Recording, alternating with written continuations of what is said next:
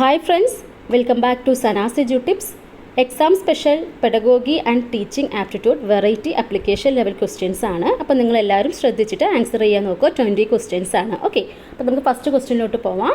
Operation black board was introduced to improve secondary education, higher education, primary education, teacher education.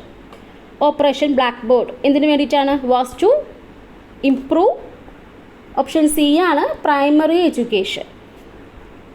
Second one, in a democratic setup, education is conceived as sacred mission, investment in human resources, an employment-oriented program, an examination-oriented program. ഒരു democratic സെറ്റപ്പിൽ education എന്ന് പറയുമ്പോൾ എന്താണ്? Is an investment in human resources ആണ്. Option B.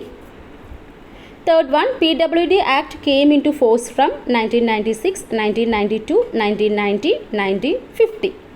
PWD Act came into force from 1996.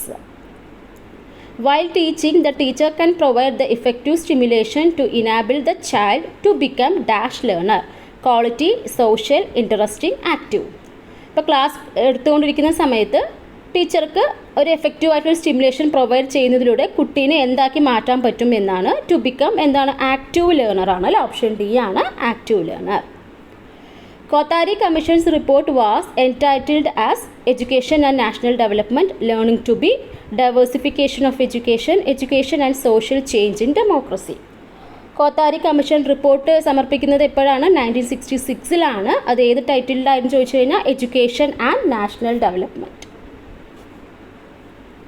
Navodaya Vidyalayas provide education to rural talented students, urban students, girls students only, rural students. അപ്പോൾ നവോദയ വിദ്യാലയം, അപ്പോൾ നമ്മളെല്ലാവരും കേട്ടിട്ടുണ്ടാവും നവോദയ സ്കൂൾസ് അല്ലേ? അപ്പോൾ 5 നിന്നും 6 അതുപോലെ തന്നെ 8ാം ക്ലാസ്സിൽ നിന്നും 9ാം ക്ലാസ്സിലോട്ടുമുള്ള കുട്ടികൾക്കാണ് നവോദയയ്ക്ക് എൻട്രൻസ് എക്സാമിനേഷൻ എഴുതാൻ പറ്റുക. അപ്പോൾ അത് എങ്ങനെയാണെന്ന് ചോദിച്ചു കഴിഞ്ഞാൽ നമുക്കറിയാം അതിൽ ടാലൻറ്റഡ് ആയിട്ടുള്ള കുട്ടികളാണ് അല്ലേ? എക്സാം എഴുതി ടാലൻറ്റഡ് ആയ കുട്ടികളാണ് ആ സ്കൂളിൽ ജോയിൻ ചെയ്യാൻ പോകുക. സോ നമുക്ക് റൂറൽ സ്റ്റുഡൻസിനാണ്, പക്ഷേ ഇവിടെ സ്പെഷ്യലായി തന്നിട്ടുണ്ട് റൂറൽ ടാലൻറ്റഡ് സ്റ്റുഡൻസ് എന്നില്ല. സോ അപ്പോൾ ഓപ്ഷൻ ഏതാണ്? ഓപ്ഷൻ എ ആണ് റൂറൽ ടാലൻറ്റഡ് സ്റ്റുഡൻസ്. ഇപ്പോൾ റൂറൽ സ്റ്റുഡൻസ് എന്ന് പറയുമ്പോൾ അവർക്ക് എന്ത് പബ്ലിക് സ്കൂൾസ് ഉണ്ട്, ഗവൺമെൻറ് സ്കൂൾസ് ഉണ്ട് അല്ലേ? അപ്പോൾ റൂറൽ ടാലൻറ്റഡ് ആയ കുട്ടികൾക്ക് അവരുടെ നീഡ്സ് എല്ലാം ഫുൾഫിൽ ചെയ്യാൻ ഈ നവോദയ വിദ്യാലയത്തിലൂടെ സാധിക്കുന്നതാണ് അല്ലേ? അപ്പോൾ ഓപ്ഷൻ എ ആണ് right answer, rural talented students.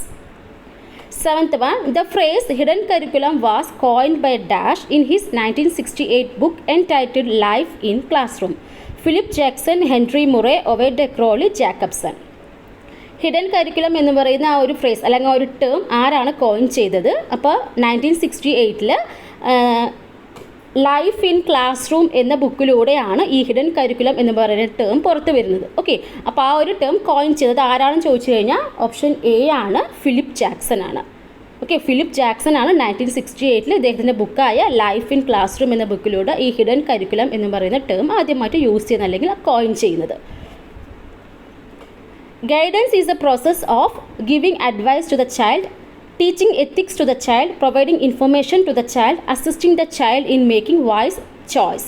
അപ്പോൾ ഗൈഡൻസ് എന്ന് പറയുമ്പോൾ എന്താണ്? ഇറ്റ് ഈസ് എ അസിസ്റ്റൻസ് ആണ്. ചുമ്മാ ഒരു അഡ്വൈസ് കൊടുക്കുക അല്ലെങ്കിൽ ഇൻഫർമേഷൻ പ്രൊവൈഡ് ചെയ്യുന്നതല്ല, ഇറ്റ് ഈസ് എൻ അസിസ്റ്റൻസ് ആണ് the child in making wise choice. നല്ല ഒരു ചോയ്സ് അല്ലെങ്കിൽ കറക്റ്റായിട്ട് ഒരു ഡിസിഷൻ എടുക്കാൻ വേണ്ടിയിട്ട് കുട്ടിയെ അസിസ്റ്റ് ചെയ്യുകയാണ് അല്ലേ? So assisting the child in making wise choice. The idea of 4 pillars of education was suggested by Dash, UNICEF, UNESCO, NCTE, UGC. 4 pillars of education എന്ന് പറയുന്ന ഐഡിയ സജസ്റ്റ് ചെയ്തത് ആരാണ്? യുനെസ്കോ ആണ്. ഇപ്പോൾ യുനെസ്കോയുടെയാണ് 4 pillars of learning എന്ന് പറഞ്ഞാൽ learning to know, learning to work, learning to be, learning to live together. ഇതാണ് 4 pillars എന്ന് പറയുന്നത്. Okay, 10th one, main objective of educational guidance is to bring change in psychological development of the child, responsibility of self-direction, both A and B, none of the above. ഇപ്പോൾ educational ഗൈഡൻസിൻ്റെ main objective എന്താണ്? എന്ത് changes കൊണ്ടുവരാനാണ് ചോദിച്ചാൽ നമുക്കറിയാം psychological development of the ചൈൽഡും വരാം, responsibility of self ഡിറക്ഷനും വരാം. So option C ആണ് both A and B എന്നുള്ളത്.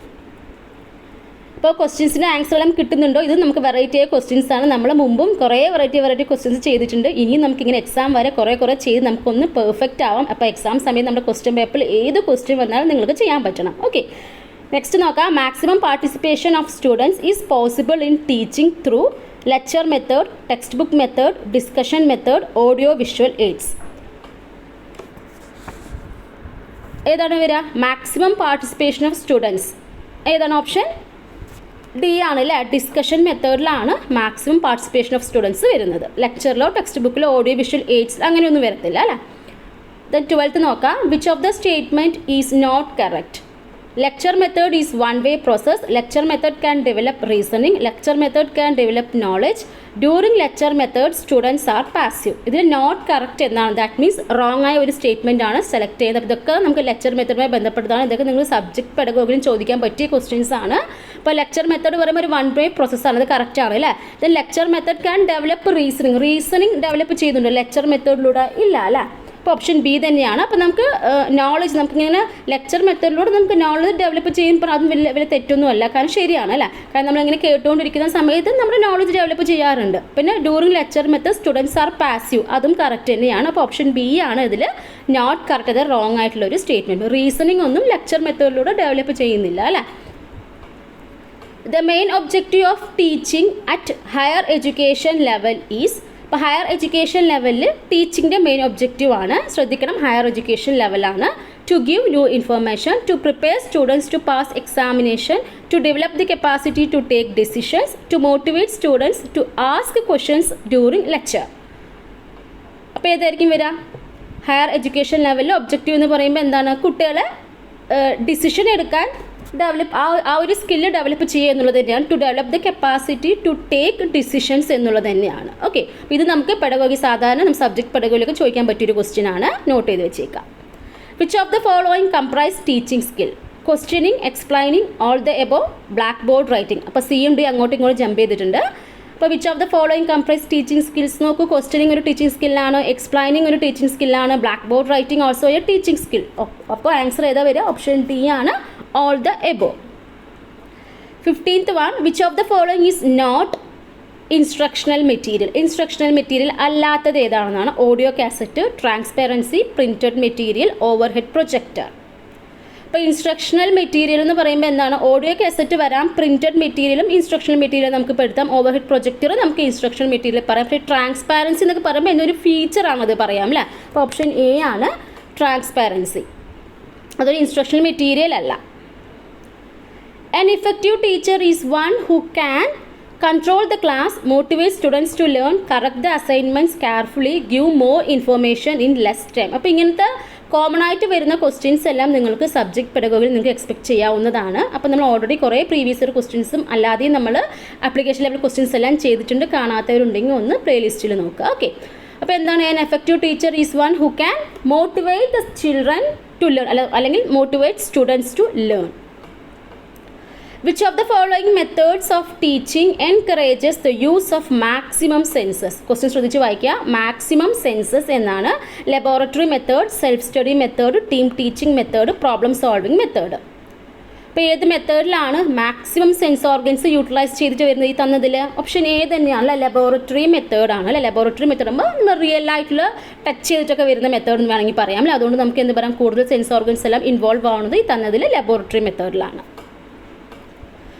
What strategy will you adopt while teaching intellectually retarded children? ഇപ്പോൾ ഇൻ്റലക്ച്വലി റിട്ടാർഡഡ് ചിൽഡ്രനെ ഡീൽ ചെയ്യുന്ന സമയത്ത് നമ്മൾ ഏത് ടൈപ്പ് സ്ട്രാറ്റജിയാണ് നമ്മൾ യൂസ് ചെയ്യുക എന്നാണ് ശ്രദ്ധിച്ച് വായിക്കുക. ഇതിൻ്റെ ഓപ്ഷൻസും: multi sensory and multi methodology approach, process oriented approach, cooperative learning, product oriented approach.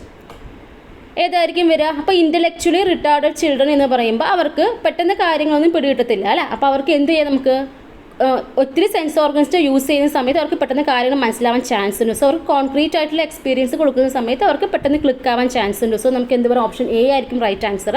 A ആണ് right answer. Multi sensory and multi methodology അപ്രോച്ചാണ്. അപ്പോൾ പ്രോസസ്സായിട്ട് അങ്ങനെ പെട്ടെന്ന് അവർക്കൊരു കാര്യം കൊടുത്തു, അവർ എല്ലാവരും ഡിസ്കസ് ചെയ്തു, ആ രീതിക്കും ചിലപ്പോൾ അവർ എത്താൻ പറ്റണം എന്നില്ല. അതുകൊണ്ട് നമുക്ക് എന്താണ് കോപ്പറേറ്റീവ് ലേണിംഗ് കറക്റ്റായി പറയാൻ പറ്റത്തില്ല. കാരണം അതിനേക്കാളും ബെറ്റർ ഓപ്ഷൻ എ നമുക്ക് തന്നിട്ടുണ്ട്. Multi sensory and multi methodology അപ്രോച്ചും തന്നിട്ടുണ്ട്. അപ്പോൾ നമുക്ക് ഓപ്ഷൻ എ തന്നെയാണ് റൈറ്റ് ആൻസർ. ഓക്കെ, അപ്പോൾ നിങ്ങൾ നോക്കുക, ഓപ്ഷൻസിൽ ഏറ്റവും ബെസ്റ്റ് ആയിട്ടുള്ളത് വേണം നിങ്ങൾ സെലക്ട് ചെയ്യാൻ. ഓക്കെ, നെക്സ്റ്റ് നോക്കാം.